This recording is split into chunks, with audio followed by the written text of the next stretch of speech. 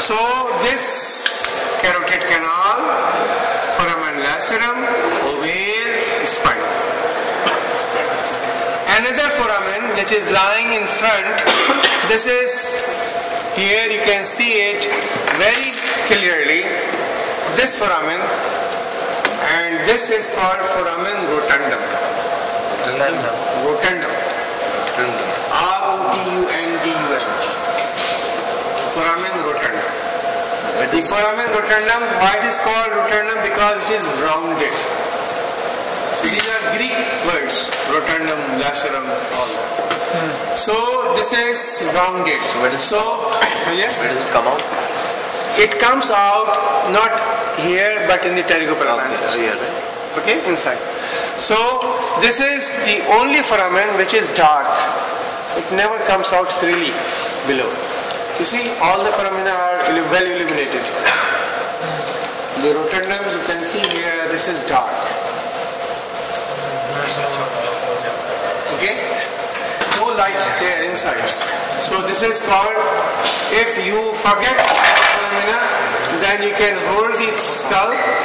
The foramen which is dark is rotundum, which is the one which is oval, ovale, rounded small, spinosum, having jagged, lacerated edges, lacerum.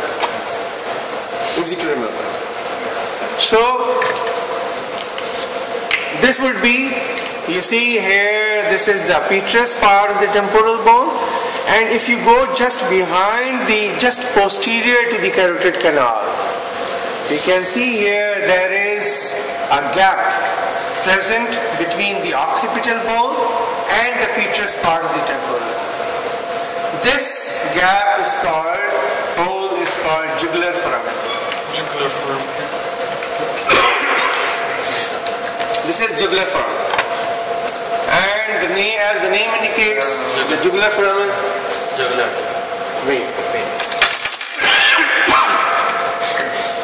Internal jugular vein leave out from the base of the skull outside.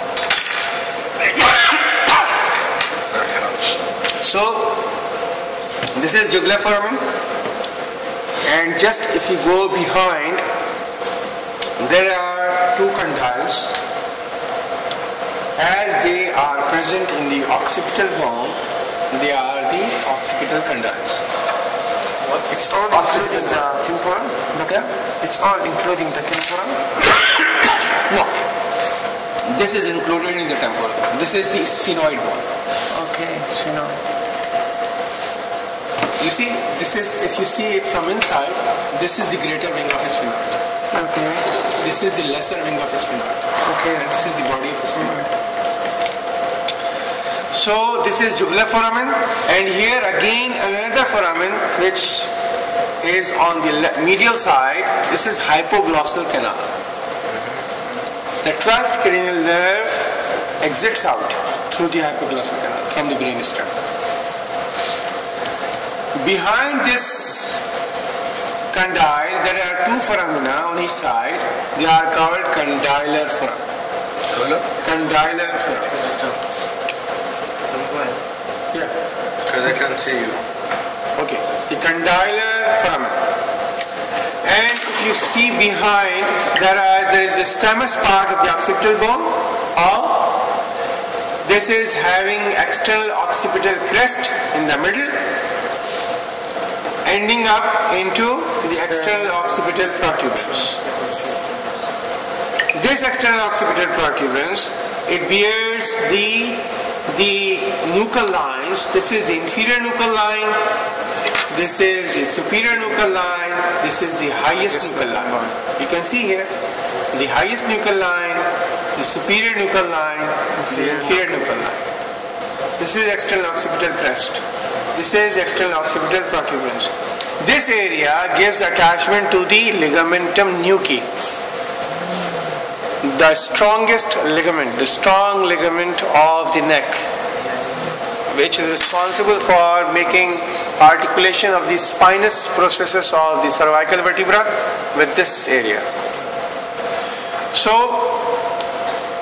this is the occipital bone, and here you can see that on the two sides there are bony prominences projecting downwards, forwards and medially. They are the mastoid processes. Along the medial border you can see this is the mastoid fossa. If we go just in front, there is a big gap, and that big gap is called foramen magnum. Okay? So, this all features, they are the general features of the norma basalis, and if you go further up, then this area is called norma occipitalis. The norma occipitalis is comprising of occipital bones, and on the two sides there are two parietal bones, and the mastoid processes are emerging downwards, forwards and medially. And we can see here there are sutures, Y-shaped. This is called lambdoid sutures. Lambdoid suture. These two sutures, they unite together behind, it forms the Greek letter lambda. Okay. So this is the occipital bone, this is the parietal bone, the lambdoid suture, and this is the sagittal suture. This sagittal suture ends up into coronal suture. This is the coronal suture.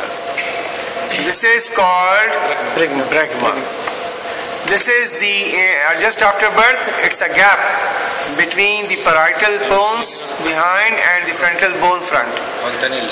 This is anterior fontanelle. It closes up to the age of 1.5 years. 18 months. 18 months.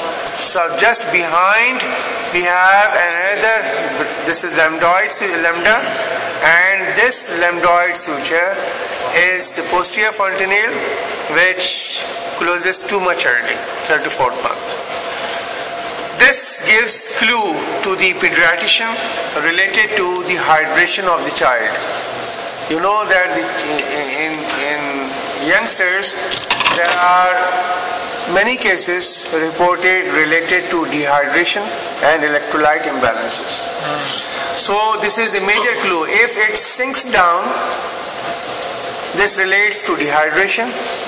If it is bulged out, this relates to the raised intracranial pressure. So this gives the rough idea, the status of the metabolic activity of the newborn. It's the same called fontanelle, or? Yeah, fontanelle. Anterior fontanelle, posterior fontanelle. So now let's talk about the different things which I have told you. What is this structure called?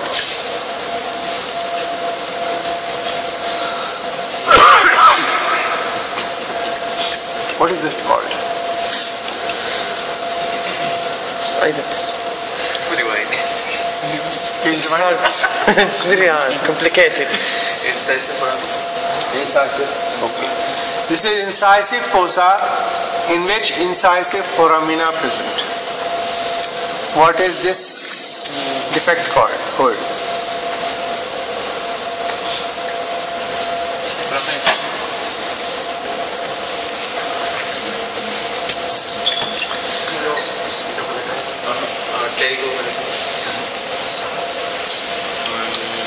Same name, very much closer. No, not greater palatine. Greater palatine foramen. This is the greater palatine foramen. Lesser is behind. Lesser are 2 or 3. Lesser palatine. What is this? Spine. Spine. Nasal spine. Nasal. What the whole I forgot to explain you. This is the choana. CHOANA. Choana, plural is ANAE. Choanae. Choanae is the posterior nasal aperture. which is having a septum, bony septum in between, and the two holes, nasal holes behind. So the septum is formed by? Septum is formed by cartilage and bone. And anteriorly, there is this defect is made by the cartilage, septal cartilage, and behind by the bone. Which moment? And what is this structure called? Lateral medial. Lateral medial what? Spine, palatine, something. Palatine is ending here.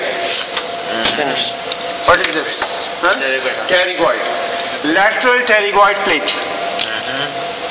What is this structure called? Medial. Medial pterygoid. Very nice. Medial pterygoid plate. Okay. What is this defect called?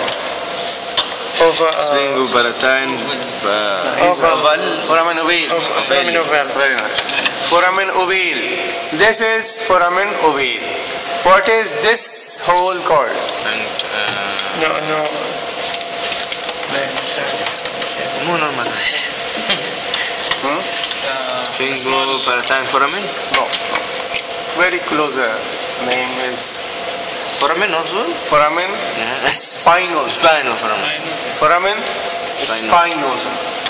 I am asking you questions that this fresh now you can recapitulate easily, and at home you can revise very well, inshallah. So this is the foramen spinosum. Okay, just behind the spinosum we have got a big foramen. Latorum, laterosum. أنا عارف أنطق الاسم. Carotid canal. Carotid canal. This is the carotid canal through which internal carotid artery passes through and goes into the cranial cavity. Now what is this foramen called? Lacerum. Lacerum. Foramen lacerum. What are the contents of foramen lacerum? Nothing. No structure passes through foramen lacerum, because in life it is covered by a chip of cartilage, by a plate of cartilage that closes it. After death, this cartilage resolves, disintegrates, and leaving a foramen. Okay, what about this defect hole? For the jugular vein. What is called jugular foramen? Jugular foramen.